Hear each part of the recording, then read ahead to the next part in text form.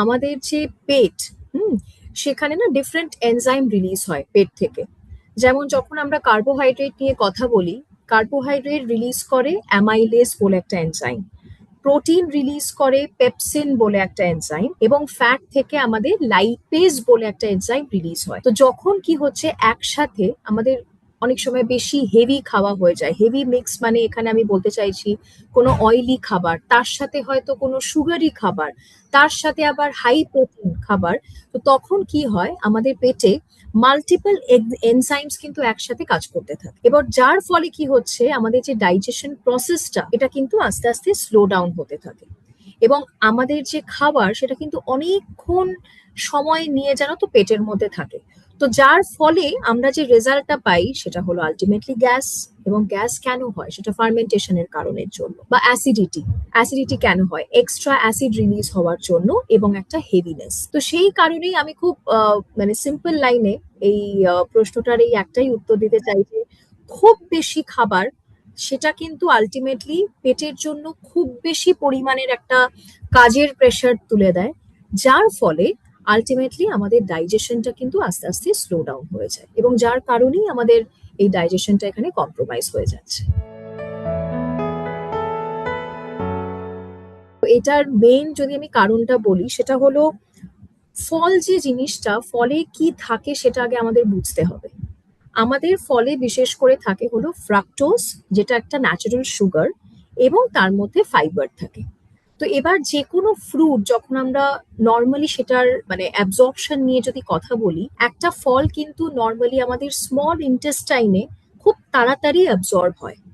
এবার কিন্তু সমস্যাটা কি হয়, আমি ধরো এখন একটা হেভি লাঞ্চ করলাম, সাধারণত আমাদের টেন্ডেন্সি থাকে লাঞ্চ খাওয়ার পরেই আমরা ফলটা খেয়ে নিলাম। তো তাতে সমস্যাটা কি হয় যে আমাদের তো পেট এমনিই ভরা, বিকজ আমরা একটা হেভি লাঞ্চ করেছি, রাইট?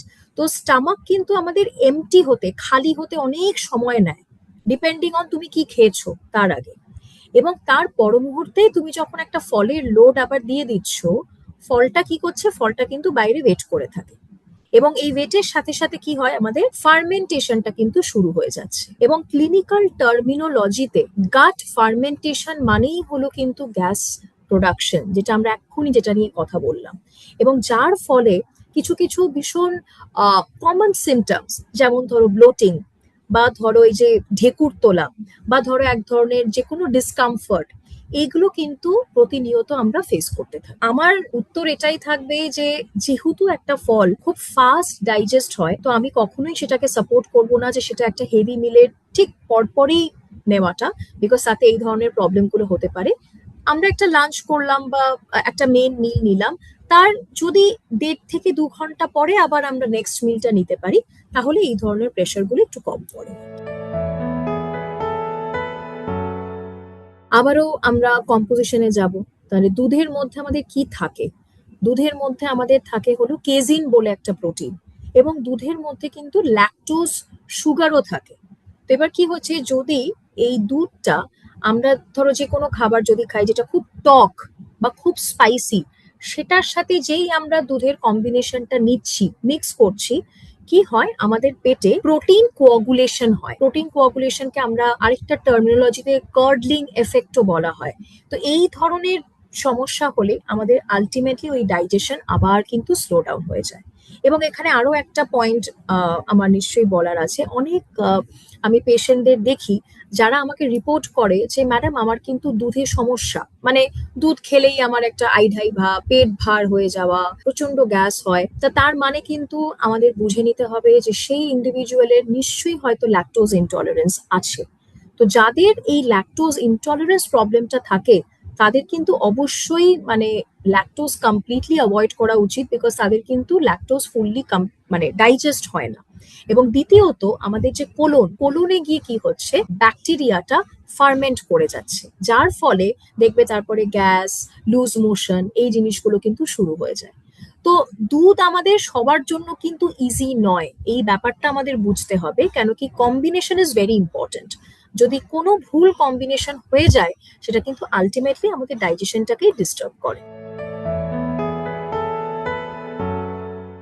আইবিএস মানে আমরা যেটা ইরিটেবল বাউল সিনড্রোম বলি, যদি কারোর এই সিনড্রোমটা থাকে তাদের সমস্যাটা কি হয় বলতো, যে তাদের না গাট হেলথটা মানে গাটটা প্রচন্ড সেন্সিটিভ হয়। গাট কেন সেন্সিটিভ হয়? বিকজ তারা নর্মাল যে কোনো ধরো খাবার খাচ্ছে, সেটা খেলেই তাদের ওভার রিয়াকশন হয়, বা ধরো তাদের কিন্তু গ্যাস ব্যাপারটা খুব বেশি তারা ফিল করে। তো এখানে যেহেতু আমরা এখন রং কম্বিনেশন নিয়ে কথা বলছি, আমরা তার আগে ফার্মেন্টেশন নিয়ে কথা বললাম, আমরা তার আগে গাট নিয়ে কথা বললাম। সো এই যে ফার্মেন্টেশন প্লাস গাট সেন্সিটিভিটি, এই দুটো জিনিস মিলিয়ে কিন্তু আমাদের এই যে সিমটমস যেগুলো নিয়ে আমরা কিছুক্ষণ আগেই কথা বললাম, ব্লোটিং, অ্যাসিডিটি, এগুলো কিন্তু আরো বাড়তে থাকে। তো আমাদের এখানে ক্লিনিক্যাল কনসেপ্ট আমরা জানি যে গাট ব্রেন অ্যাক্সেস বলে একটা জিনিস থাকে, যেটা মানে স্ট্রেস এবং ফুডের একটা মিশ্রণ, যার ফলে আমাদের সিমটমস গুলো কিন্তু আরো ওয়ার্স অবস্থায় যায়। তো এখানে সেন্সিটিভ গাট এমনই একটা জিনিস যেটা একটা ছোট প্রবলেমকে, হ্যাঁ মানে শুনতে ছোট মনে হয়, বাট এটা কিন্তু অনেক বড় আকারের কোনো প্রবলেম পরে আমাদের এটা ফেস করতে হতে পারে। So we have to be very particular যে আমরা কি কম্বিনেশনের খাবার খাচ্ছি, স্পেশালি ফর ইন্ডিভিজুয়ালস যারা আইবিএস নিয়ে সাফার করে। আমরা দেখো হেলদিয়ার ফুড কম্বিনেশন মানেই এখানে না আমাদের একটা ব্যালেন্সড মিলের কথা আমরা সব সময় ফোকাসে আনি। কেন কি এখানে তোমার সায়েন্সটাকে ভীষণ পজিটিভ রাখতে হবে। এখানে একটা সায়েন্স সাপোর্ট তোমার থাকাটা খুব দরকার। যেমন ধরো আজকে যদি আমি খুব লেম্যান ল্যাঙ্গুয়েজে বা সিম্পল যেগুলো আমরা খেয়ে অভ্যস্ত, ধরো ভাত ডাল, এই যে ভাত এবং ডালের কম্বিনেশন, এটা মানেই হলো আমাদের যে অ্যামাইনো অ্যাসিড কি করে, এটাকে কমপ্লিমেন্ট করছে, এবং আলটিমেটলি এটার ফুল কম্বিনেশনটা একটা কমপ্লিট প্রোটিনের মাধ্যমে আমরা পাই। বা কোনো ধরনের কোনো ভেজিটেবলের সাথে যখন আমরা ফ্যাটকে কম্বাইন করছি, তো সেখানে কি হয়, আমাদের কিছু ফ্যাট সলিউবল ভিটামিন থাকে, যেমন vitamin A, vitamin D, vitamin E, vitamin K, যেটা অ্যাবজর্ব করতে কিন্তু অ্যাকচুয়ালি ফ্যাটকেই দরকার পড়ে, সেটা কিন্তু জলের মাধ্যমে অ্যাবজর্ব হয় না। তারপরে ধরো এই যে আমরা দই বা ইয়োগার্ট নিয়ে কথা বলি, এগুলো আমাদের কেন ডায়েটে রাখাটা দরকার? বিকজ এগুলো আমাদের প্রোবায়োটিক হিসেবে কাজ করে। প্রোবায়োটিক মানে যেগুলো গাট ব্যাকটেরিয়াকে ব্যালেন্স করে, এবং গাট ব্যাকটেরিয়াকে ব্যালেন্স করছে মানে কি, আমাদের ডাইজেশনটাও স্মুথ করছে।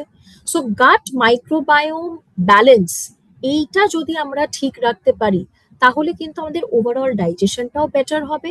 যদি ওভারঅল ডাইজেশন আমাদের বেটার থাকে, গ্যাস প্রোডাকশন, এই জিনিসগুলো কিন্তু আমাদের অনেক কম হবে। তো এখানে আমি একটাই কথা বলবো যে right combination of food is very important, এবং রাইট কম্বিনেশন কিন্তু অ্যাকচুয়ালি আমাদের মানে এই যে হজম শক্তি, ডাইজেশনের ক্ষমতা, সেটাকে কিন্তু সাপোর্ট করে।